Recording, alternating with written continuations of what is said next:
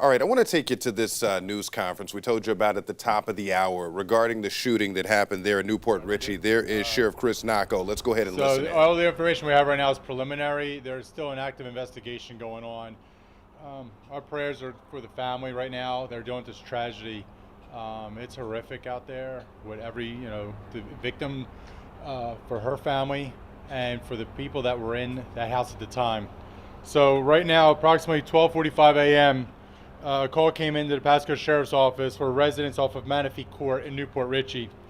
There was an adult female that was sleeping on a couch in the front room. She is awakened by somebody knocking at the door. As she's getting up because she hears the door then is kicked in by a suspect. The suspect walks in, he points the gun directly at her, then he keeps moving towards the bedroom. While he moves into the bedroom, he flips on the switch, he turns the light on. The victim was laying in bed with two young children. She's laying in bed with these young children. The light comes on. She sees the suspect walk in the door. The suspect points a gun directly at her. She sits up. As she sits up, she says, "Don't shoot me." The suspect then fires one round at her. She falls off of the bed. He fires another round directly at her, striking her. He then walks out of the apartment or house and leaves. We get a call of the 911. Deputies arrive on scene. We start rendering aid to her. Fire rescue arrives. They start rendering aid to her. She's taken to the hospital. Unfortunately, she passed away from the wounds she received from the suspect. The suspect is described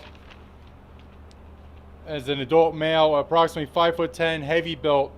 He was wearing all dark clothing and his mask was covered. All indications right now appears that the suspect knew the layout of this house. He directly targeted the individual. It seems like he knew exactly who he was going for, and he fled the scene. We had K-9 on scene working with Port Richey Police Department and our agency, but it appears he fled in a vehicle. So I can tell you right now, besides our victim advocate out there, we are helping with mental health counselors for those two young children and for the adult that was in the house for this horrific tragedy that occurred right now this evening. For the suspect involved, we're asking anybody who has any tips, 1-800-706-2488, or go to pascosheriffoffice.com/tips. So, for these young kids, I can imagine they were out last night trick-or-treating. I can imagine they went to bed a little bit later like all the kids did last night. But to be woken up by this, to be woken up to have a suspect, walk in, turn that light on, and shoot the person in the bed with them, it's horrific. That's the word that's the only word I can think of. We pray for the family, we pray for those children, but this is unfortunate, the violence that we're dealing with. But I go back to our community, we need your assistance.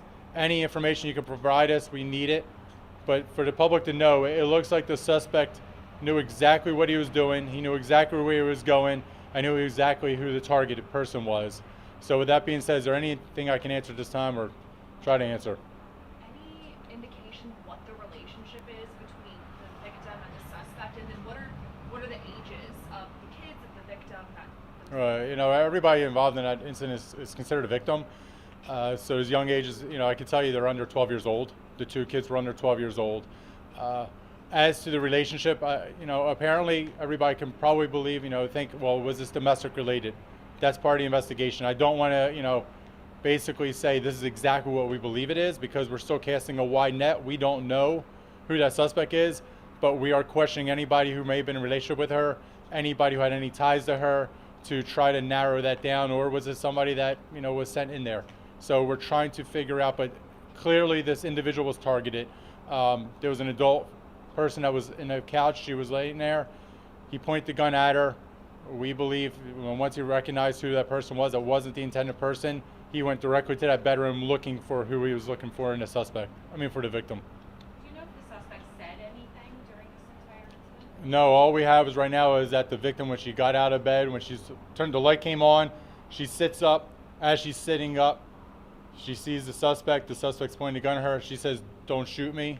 He then does shoot her. She falls to the ground.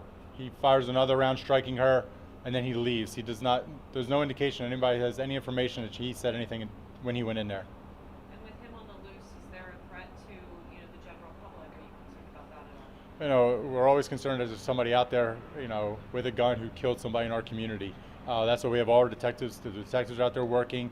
We have deputies out there on patrol. Everybody's out there doing everything we can. Right now, it's a latent investigation where we're trying to get any information, any cameras, anything that could give us any information. We're trying to reach that. But at the same time, it clearly looks to us that this is a targeted hit.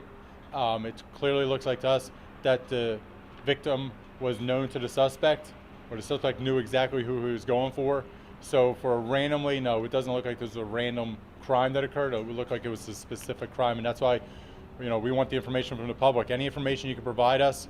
If anybody has any cameras in the area, I know deputies have probably been knocking on your doors already, but if there's anybody has anything, if somebody's coming into a house right now, they're wearing dark clothing, they look suspicious, 5'10", heavy built, please let us know, because maybe, that person is the person that was involved in this, but we need any information we can to bring justice for this family. Any kind of description of the vehicle they flooded? No, nothing at this time. And All right. the age of the woman who was killed, do you guys have an idea or a range? We're not releasing it at this time, no. Appreciate it. Thank you all very much. All right, you just heard Pasco County Sheriff there, Chris Nocco, giving us an update on the situation that we have been following since around 12:45. That is when the call came in about a fatal shooting that took place in Port Richey. They said that the suspect involved in this incident kicked in the door, passed up someone on the couch, went to the bedroom. A woman pleaded for nothing to happen, and she was shot.